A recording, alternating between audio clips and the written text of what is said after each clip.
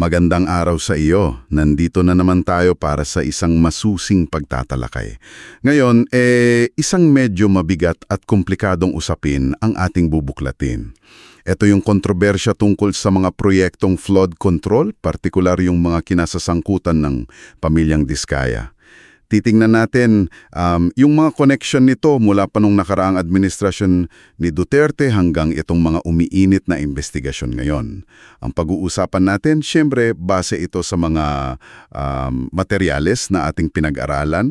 Kasama na dito yung mga opisyal na dokumento galing DPWH, Department of Public Works and Highways, at saka DBM, Department of Budget and Management. Pati na rin syempre yung mga ulat mula sa mga respetadong news outlets, tulad ng South China Morning Post, Associated Press, PCJ o Philippine Center for Investigative Journalism, pati Inquirer at PhilStar. Kasama rin yung mga testimonya mismo sa mga hearings sa Senado at Kongreso. Ang gusto nating mangyari dito, hindi lang basta ikwento, gusto nating maintindihan mo yung buong timeline, gaano ba talaga kalaki itang mga kontratang ito, ano yung mga allegations ng sinasabing irregularidad, at ano na ba yung mga ginagawa para sa accountability o pananagutan. Kaya ang tanong natin para sa iyo, ito bang kontrobersya na to, isang kaso lang ba to na bukod-dangi? O baka naman sintomas lang ito ng mas malalim pa, mas sistematikong problema sa pagpapatakbo ng proyekto dito sa atin. Ano nga ba yung mga kailangan nating malaman? Okay, umpisahan na natin itong pagimay. Para lang magkaroon tayo ng magandang simula, bigyan muna natin ng konteksto. Paano nga ba nagsimula yung ganito kalaking pondo para sa mga flood control project? Saan ba nanggaling to? Oo, napaka-importante niyan. Kasi kailangan nating maalala yung panahon ng Administrasyong Duterte, yung Build program nila. Dahil doon, grabe yung tinaas ng pondo para sa infrastruktura. Talagang malaki. At kasama na syempre dyan yung mga flood control projects.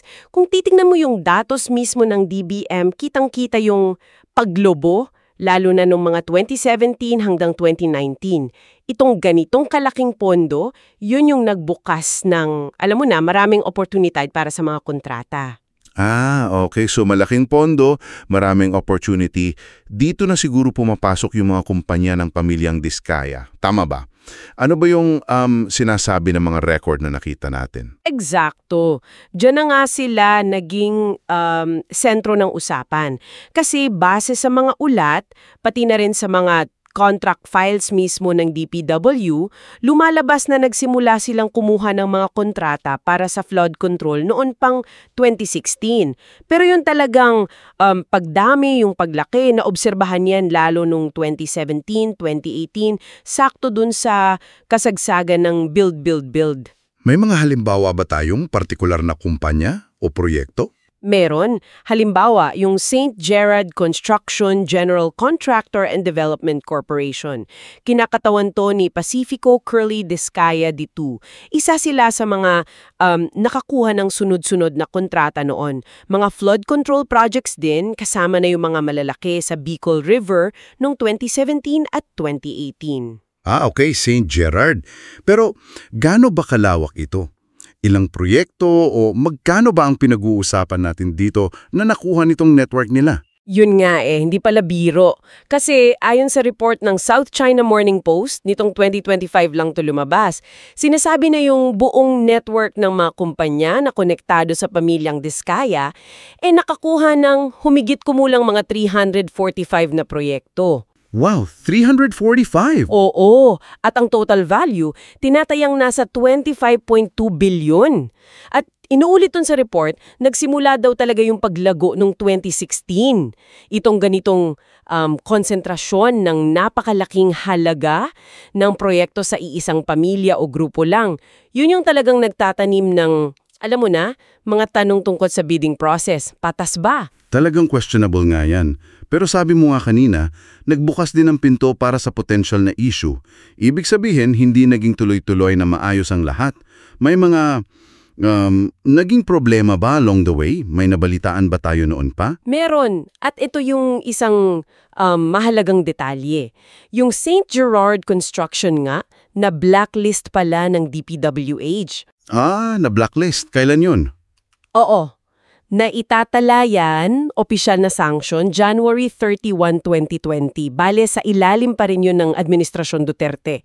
Mahalaga to kasi parang opisyal na pag-amin na rin ng ahensya na nagkaproblema itong contractor na to. Okay, na-blacklist nung 2020. Pero kung na-blacklist yung isa, paano yung ibang kumpanya nila?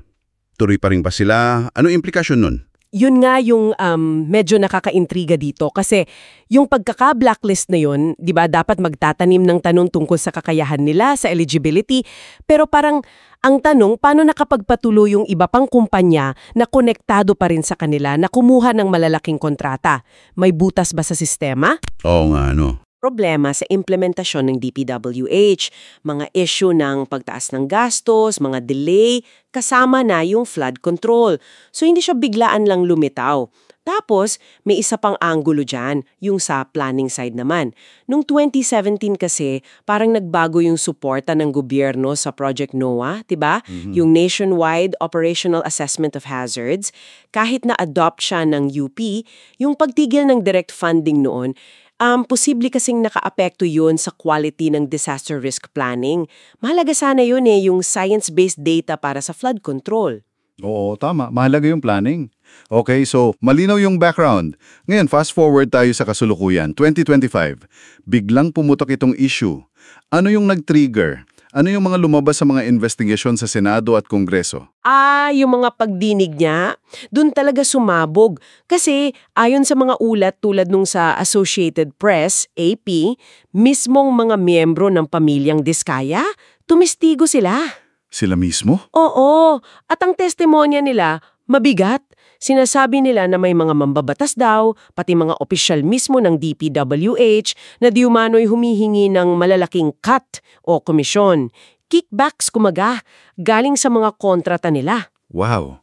Tapos, inamin din daw nila na minsan maraming kumpanya galing sa pamilya nila ang sabay-sabay na nagbibid sa iisang proyekto. Yun yung tinitingnan na posibleng bid rigging.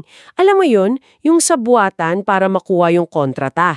Dahil sa mga testimonya na to, binalikan na kayon yung mga kontrata simula pa noong 2016. Grabe yung mga aligasyon. Kickbacks tapos posibleng bid rigging pa. Ano naman yung naging aksyon ng gobyerno ngayon? Anong response nila dito sa mga lumabas na to? Nagkaroon ng mabilis na mga kilos. Kung i-connect natin, yung mga testimonya talaga yung nagtulak. Una, nag-resign yung DPWH secretary, malaking bagay yun. Oo nga. Pangalawa, sinususpende muna yung pondo para sa mga bagong flood control projects sa susunod na budget para daw ma-review yung buong sistema. Tapos may plano na ring bumuo ng isang independent commission para imbestigahan talaga ng malaliman itong mga anomalya, kasama na yung mga sinasabing nag-ugat pa nung panahon ni Duterte. Nabanggit mo yung pagbabalik tanaw sa mga nakaraang proyekto. May mga specific bang proyekto na halimbawa na sinisilip ngayon na nagpapakita nitong connection? Oo, meron. Isang madalas mabanggit ngayon, halimbawa sa mga ulat ng Inquirer, yung St. Timothy River Protection Project. Nasa Bulacan to. Magandang example to kasi pinunduhan siya noong 2022 sa ilalim pa ni Duterte, yung NEP at GAA noon. Pero natapos siya na implement sa ilalim na ng Administrasyong Marcos. Tumawid ng administrasyon? Oo. At ngayon, kino-question siya. May mga issue daw sa kalidad, tapos may mga pagkaantala rin. Dahil sa mga ganitong kaso, yung COA, Commission on Audit, nag-utos na ng fraud audit, particular sa Bulacan. Tapos nag-utos din sila ng nationwide performance audit sa lahat ng flood control programs. At ang importante, sakop ng audit, yung mga taon na yon nung panahon ni Duterte, kung saan pinunduhan yung marami sa mga proyektong to. Malinaw. Salamat sa paliwanag. So, kung titignan natin lahat to, yung malaking pondo galing build, yung konsentrasyon ng kontrata sa iisang pamilya, yung issue ng blacklisting, yung mga allegations ng kickbacks, bid rigging, tapos itong mga investigasyon at audit na bumabalik sa nakaraan, na yung parang nabubuong picture natin dito. Ano yung ibig sabihin ng lahat ng to? Yun nga, pag pinagtagpi-tagpi mo, parang may pattern, di ba? Nagsimula sa malaking budget ng build, build, build. Posibleng humina yung control, yung oversight dahil sa laki at bilis. Ito marahil yung nagbigay daan sa una, konsentrasyon ng kontrata sa iilan lang tulad ng sa Diskaya. Pangalawa, yung mga indikasyon ng posibleng bid rigging based na rin sa testimonya nila. At pangatlo, yung mabigat na alegasyon ng kickbacks or rent-seeking. Kaya naman, itong mga ginagawa ngayon, yung investigasyon, yung suspension ng fondo, yung audits ng COA, parang pagsisikap talaga na balikan yung ugat. Yung mga desisyon, mga kontrata, simula pa nung 2016 at bakit ito mahalaga para sa'yo na nakikinig. Kasi hindi lang to politika, pera mo to buwis natin. Oo, pera ng bayan. Tapos integridad ng institusyon. At syempre, yung epekto sa paghahanda natin sa baha, sa sakuna. Yung accountability, yung pananangutan, hindi dapat natatapos yan pag nagpalit ng administrasyon. Dapat tuloy-tuloy. At dyan pumapasok yung mahalagang tanong para sa atin. Etong mga ginagawa ngayon, sapat na ba? Sapat na ba yung mga investigasyon, yung suspension, yung plano sa komisyon para matugunan hindi lang yung sintomas, kundi yung ugat talaga ng problema, yung sistema mismo ng procurement, ng monitoring, o baka kailangan natin ng mas malalim pa, mas sistematikong reforma? Yan nga ang mabigat na tanong na iniiwan nito sa atin. At gusto rin naming marinig ang iyong tingin dito. Mula sa lahat ng napag-usapan natin, ano yung pinakatumama sa'yo? Ano yung pinakamahalagang aral o tanong na naiwan sa isip mo? Mahalaga ang iyong pananaw. Kaya sana, ibahagi mo sa amin. Para lang malagom natin, ito yung mga parang key takeaways o mahalagang punto na lumabas sa usapan natin. Una, yung koneksyon ng malaking pondo, yung build, build, build, sa paglago ng kontrata ng Diskaya. Simula pa to 2016. Nagbukas ng oportunidad pero pati na rin ng potensyal na problema. Pangalawa, may mga nauna ng issue o babala tulad nung pagka-blacklist ng St. Gerard noong 2020 at yung ulat ng PCIJ noong 2018. Hindi ito bagong problema. Pangatlo, yung kasalukuyang investigasyon sa Senado, Kamara, COA na bumabalik sa nakaraan. Nagpapakita na ang accountability ay dapat tuloy-tuloy, hindi lang sa kasalukuyan. Yung mga alegasyon ng kickbacks at bid rigging kailangang ugatin. Pang-apat, yung mga naging aksyon ng gobyerno ngayon, yung pagbibitiw, pagsuspende ng pondo, pag-audit, nagpapakita na may mekanismo para sa pagwawasto. Pero nananatili yung tanong kung sapat ba. At panglima, binibigyan din talaga nito yung kahalagahan ng transparency, ng mahigpit na oversight o pagbabantay at ng tunay na pananagutan sa paggamit ng pondo ng gobyerno, lalo na sa malalaking proyekto. Para hindi mo mapalampas ang mga ganitong pagtatalakay sa hinaharap, huwag kalimutang mag-subscribe o mag-follow sa aming channel. Malaking tulong ang iyong suporta.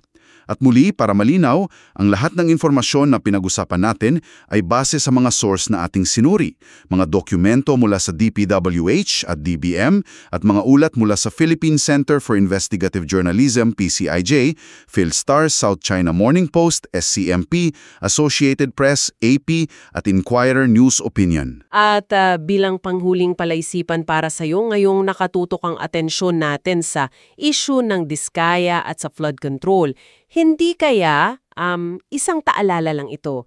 Gaano kaya kalawak ang posibleng ganitong mga issue sa integridad, sa kalidad, sa posibleng anomalya sa iba pang sektor ng infrastruktura, sa mga kalsada, tulay, airports, seaports natin, na baka hindi pa lang ganap na nabubunyag. At ano kaya ang mas malawak na implikasyon nito sa ating pambansang kaunlaran at higit sa lahat, sa kaligtasan nating lahat.